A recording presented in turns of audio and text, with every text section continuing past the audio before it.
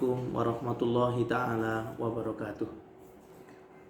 Muslimin muslimat, bapak dan ibu, keluarga besar Ahmad Yogyakarta dimanapun kita berada, kaum muslimin muslimat, hadirin hadirat dimanapun kita berada juga. Yang pertama dan utama, kita panjatkan puji dan syukur kepada Allah Subhanahu wa taala, apapun dan bagaimanapun kondisi kita semuanya. Dengan kondisi kita saat ini, perkembangan pandemi yang cukup memprihatinkan kita semuanya, kita harus terus bersabar dan yakinlah akan kebenaran janji Allah Subhanahu wa taala melalui lisan Rasulnya yang mulia alaihi salatu wassalam, bahwasanya beliau alaihi salatu wassalam pernah bersabda dalam hadis sahih. Beliau bersabda, innallaha la yaqdi li mu'minin qada'an illa kana khairan lahu.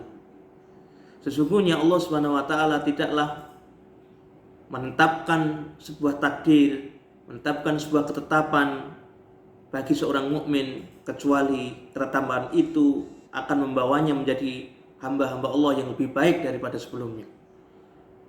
Apapun yang diberikan Allah Subhanahu wa taala, yang dianugerahkan kepada kita semuanya, baik berupa hal-hal yang baik menurut kacamata manusia maupun hal-hal yang dianggap tidak baik atau negatif bagi kita semuanya, selama kita menyikapinya dalam keadaan beriman kepada Allah dan hari akhir, beriman pada risalah Rasulnya alaihi salatu wassalam, maka apapun yang kita terima, kesulitan apapun yang kita dapatkan, maka itu semuanya jika dijalani dengan penuh keikhlasan, penuh ridho akan pahala Allah Subhanahu wa taala, maka musibah tersebut akan menyebabkan kita menjadi orang-orang yang lebih baik imannya dari waktu ke waktu.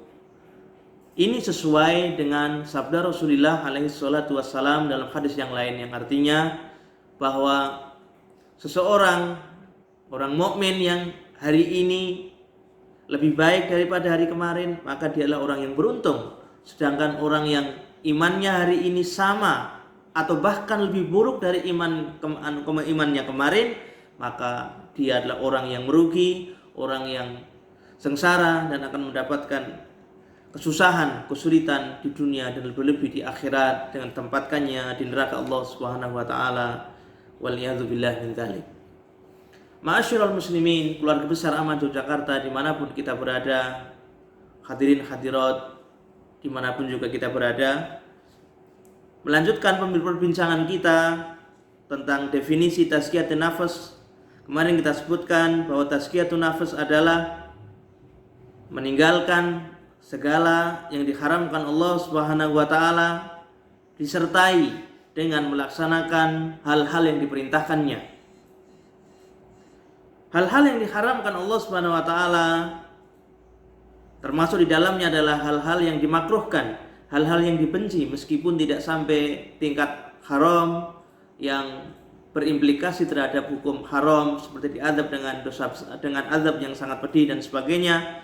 Namun sebagai kesempurnaan dari tazkiyatun nafas, bahwa kita harus secara total mampu meninggalkan hal-hal yang diharamkan oleh Allah Subhanahu wa taala dan dibencinya, kemudian disertai dengan melakukan hal-hal yang diperintahkannya. Al-ma'murat, hal-hal yang diperintahkan oleh Allah Subhanahu wa taala terdiri dari dua macam, yaitu yang pertama al-ma'murat yang bersifat wujub, al-ma'murat lil wujub, perintah Allah Subhanahu wa taala yang bersifat wajib. Orang yang meninggalkannya diancam dengan neraka jahanam, dengan dosa besar, dengan ancaman yang sangat pedih seperti meninggalkan sholat. Sebagaimana sabda alaihi salatu wassalam, al-ahdul ladzi bainana wa bainahum as-shalah, bahwa pembeda, pemisah antara kita dan orang-orang kafir adalah sholat. Faman tarakaha faqad kafara ala ma unzila ala Muhammadin sallallahu alaihi wa alihi wasallam, atau kama qala alaihi salatu wassalam, bahwa pembeda antara kita, orang yang beriman dan orang kafir, adalah sholatnya. Maka orang yang meninggalkan sholat dengan sengaja, padahal dia telah balik dan memenuhi syarat-syarat mukallaf, maka dia dinyatakan telah kafir terhadap apa yang diturunkan kepada Rasulullah alaihi salatu wassalam. Faqad kafara bima unzila ala Muhammadin alaihi salatu wassalam. Orang yang meninggalkan salat dengan sengaja padahal dia telah memenuhi syarat mukallaf, maka dia dihukumi adalah orang kafir. Yang berarti berimplikasi hukum lainnya, orang kafir innal munafiqina wal kafirina fit darkil asfali minan nar. Bahwa sesungguhnya orang-orang kafir dan orang-orang munafik, innal munafiqina wal kafirina fit darkil asfali minan nar. Orang-orang munafik dan orang kafir nanti di akhirat diancam akan ditempatkan di keraknya api neraka, di neraka yang paling bawah. Waliyadzubillah min dzalik.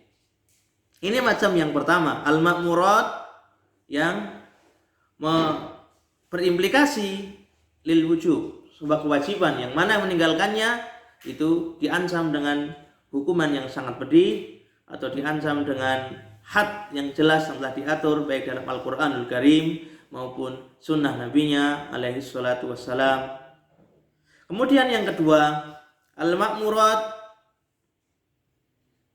lil mustahab, ya.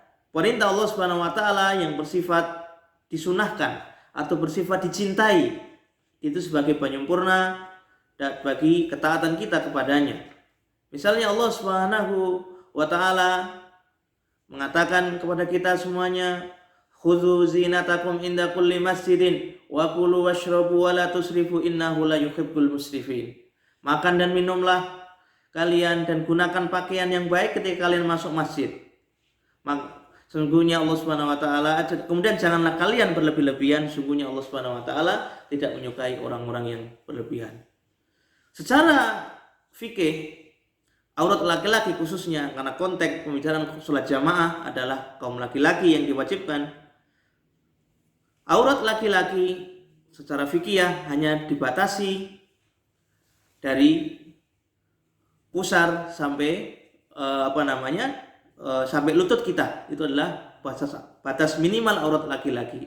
Namun demikian Allah Subhanahu wa taala memerintahkan pada kita semuanya agar ketika memasuki masjidnya, termasuk dalamnya adalah bermajelis ilmu, kemudian menghadiri majelis-majelis yang mulia lainnya, majelis hadis, majelis Quran dan sebagainya, maka kita diperintahkan untuk memakai pakaian yang baik, yang lebih menutup aurat secara sempurna, itu dengan memakai mungkin celana atau baju seperti kita kenakan pada umumnya. Maka yang demikian, perintah yang demikian adalah termasuk perintah lil mustahab, istihbab, perintah yang sifatnya atau berimplikasi pada hukum sunnah yang artinya anjuran, yang itu apabila dikerjakan kita akan semakin menyempurnakan ketaatan kita, akan semakin membersihkan jiwa kita dari kotoran-kotoran hati, sehingga kita akan mampu mencapai puncak tazkiyatun nafas, puncak kesucian hati biidznillah azza wa jalla, dengan izin Allah azza wa jalla.